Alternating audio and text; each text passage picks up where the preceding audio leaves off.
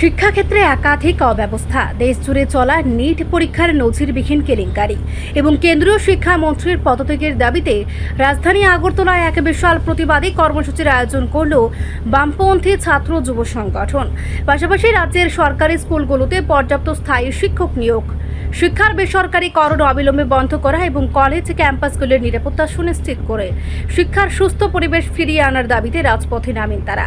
শনিবার আগরতলার মেলার মাঠ এলাকা থেকে শুরু হওয়া এই বিক্ষোভ মিছিলটি শহরের বিভিন্ন প্রধান পথ পরিক্রমা করে। শিক্ষাক্ষেত্রে চলমান অরাজকতার বিরুদ্ধে স্লোগান তুলে আন্দোলনকারীরা মিছিল শেষে ডিরেক্টরেট অফ স্কুলে এডুকেশন বা শিক্ষা ভবনের সামনে গিয়ে জমায়েত হন। এই প্রতিবাদী মিছিলের অগ্রভাগে উপস্থিত ছিলেন সংগঠনের রাজ্য সম্পাদক সৃজন দেব। তিনি অভিযোগ করেন, বর্তমান শিক্ষানীতি ও প্রশাসনিক ব্যর্থতার কারণে ছাত্রছাত্রীদের ভবিষ্যৎ চরম অন্ধকারের দিকে তলিয়ে যাচ্ছে।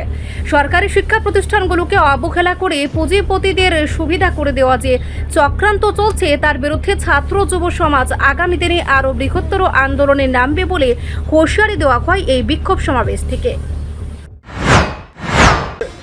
আমরা এসএফআই এবং টিএসইউ সদর বিভাগীয় কমিটির ডাকে 4 দফা দাবির ভিত্তিতে আমরা আজকে এখানে মিছিল সংগঠিত করব এবং মিছিল শেষে আমরা একটা সংক্ষিপ্ত সভার আয়োজন করেছি। এবং আজকের এই 4 দফা দাবির অন্যতম দাবি হচ্ছে শিক্ষার বেসরকারীকরণ বন্ধ করতে হবে। আমরা দেখছি আমাদের রাজ্যের মধ্যে এবং দেশের মধ্যে, বিশেষ করে আমাদের রাজ্যের কথাই বলবো, 2018 সালের পর থেকে শিক্ষাকে বাণিজ্যিকীকরণ করবার জন্য রাজ্যের সরকার একের পর এক নীতি গ্রহণ করছে এবং শিক্ষাকে সংকুচিত করবার মধ্য দিয়ে, বেসরকারি করণের মধ্য দিয়ে আমাদের রাজ্যের মধ্যে শিক্ষার সংকট তৈরি করবার চেষ্টা চলছে। এর বিরুদ্ধে আমরা ভারতের ছাত্র ফেডারেশন প্রথম থেকেই মাঠে আছি এবং আমরা মনে করি আমাদের এই সময়ের মধ্যে দ্বিতীয় অন্যতম দাবি হচ্ছে যে শিক্ষক সংকট। আমরা দাবি করছি যে রাজ্যের স্কুলগুলোতে যেভাবে শিক্ষক সংকট বাড়ছে, অতি দ্রুত রাজ্যের স্কুলগুলোতে পর্যাপ্ত পরিমাণে শিক্ষক নিয়োগ করতে হবে। এবং আপনারা জানেন যে আমাদের রাজ্যের 350টি এরকম স্কুল আছে যে স্কুলে একজন করে শিক্ষক দিয়ে পড়াশোনা করাতে হচ্ছে ছাত্রদের। এই অবস্থায়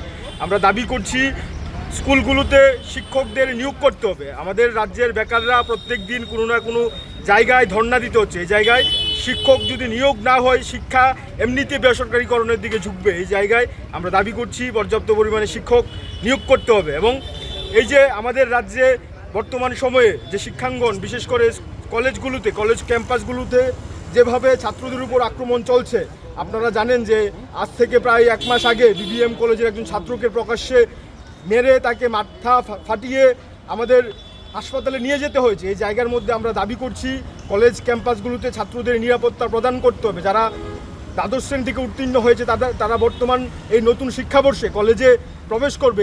এই কলেজে যারা প্রবেশ করবে নতুন ছাত্র, তাদেরকে আমাদের রাজ্য সরকার, রাজ্য প্রশাসন, কলেজ প্রশাসনকে নিরাপত্তার সুনিশ্চিত করতে হবে। এবং আমরা আজকের এই কর্মসূচির অন্যতম প্রধান যে দাবি, যে আমরা দাবি করছি ভারতের ছাত্র ফেডারেশন সারা দেশের মধ্যে, আমাদের রাজ্য থেকে দিল্লি একটা আওয়াজ উঠেছে।